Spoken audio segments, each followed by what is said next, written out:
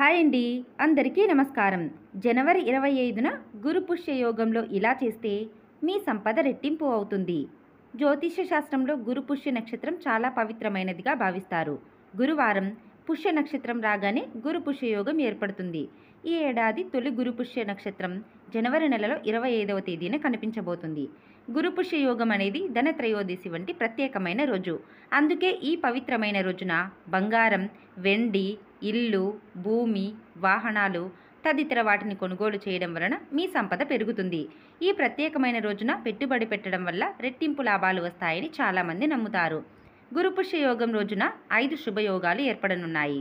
సర్వార్థ సిద్ధ యోగము, అమృత సిద్ధి యోగము, రవి యోగము, గజకేశరి యోగం ఏర్పడనున్నాయి. ఈ యోగం సమయంలో ఎలాంటి పని ప్రారంభించినా దిగ్విజయంగా ముగిస్తుందని చాలామంది నమ్ముతారు.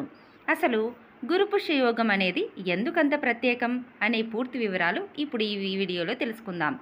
ఎప్పుడైనా పుష్య నక్షత్రం గురువారం వస్తే ఆ రోజున శుభయోగం లేదా గురుపుష్య యోగం అని అంటారు. దీన్ని గురుపుష్య అమృత యోగం అని కూడా అంటారు. గురుగ్రహం విజ్ఞానానికి సంకేతం, అందుకే పవిత్రంగా భావిస్తూ ఉంటారు. పుష్య నక్షత్రం శుభ్రతకు, గురుతత్వానికి చిహ్నం, అందుకే దీన్ని గొప్ప నక్షత్రం అని కూడా అంటారు. ఈ బృహస్పతి పుష్య నక్షత్రం కలిసినప్పుడు శుభకాలం ప్రారంభమవుతుంది. ఈ కాలంలో చేపట్టిన ఏదైనా కార్యాచరణ శుభప్రదంగా పూర్తవుతుంది. ఇది బృహస్పతి మరియు శని గ్రహాలు పాలిస్తాయి. బృహస్పతి గురువారం పుష్య నక్షత్రంలో వచ్చిన రోజున శుభకరమైన యోగం ఏర్పడుతుంది. దీన్నే గురుపుష్య యోగం అంటారు. అయితే ఈసారి చూసుకున్నట్లయితే జనవరి 25వ తేదీన గురుపుష్య యోగం రావడం జరిగింది.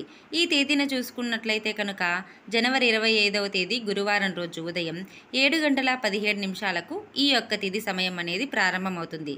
కాబట్టి ఈ యొక్క గురుపుష్య యోగం రోజు మీరు ఏమైనా నూతన కార్యక్రమాలు తలపెట్టాలి అనుకుంటే దానికి ఈ సమయం చాలా అనుకూలంగా ఉంటుంది. వివాహాది శుభకార్యాలకు మినహాయించి మీరు ఏ శుభకార్యాలు జరుపుకున్నా కానీ ఫలితం చాలా అనుకూలంగా ఉంటుంది. ముఖ్యంగా ఈ రోజున ఎక్కువ మంది బంగారం మొదలైన విలువైన వస్తువులు కొనుగోలు చేస్తారు. ముఖ్యంగా ఈ రోజున ముక్కు పుడకంత బంగారం కొనుగోలు చేసిన వారి యొక్క జీవితంలో ఆర్థికంగా డబ్బు సమకూరుతుంది. ఈ సంవత్సరం అంతా వారికి సంపదకు ఎలాంటి లోటు ఉండదు. అందుకే ఖచ్చితంగా కొంతైనా బంగారాన్ని కొనుగోలు చేస్తారు. ఈ రోజు కనుక చూసినట్లయితే బంగారం కొనలేని స్థితిలో ఉన్నవారు కూడా ఈ వెండి, ఇత్తడి లేకపోతే రాగి కానీ ఈ వస్తువులను కూడా కొనుగోలు చేస్తారు. లేకపోతే కొంతమంది పసుపును కానీ పసుపు కొమ్మలను కానీ కొనుగోలు చేస్తారు. పసుపు అనేది ఎంత శుభప్రదమైందో మనందరికీ తెలుసు.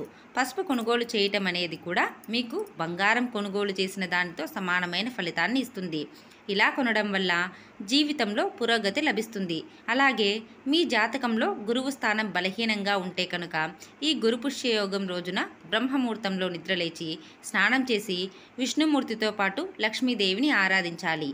అనంతరం విష్ణు సహస్రనామ పారాయణం చేయాలి.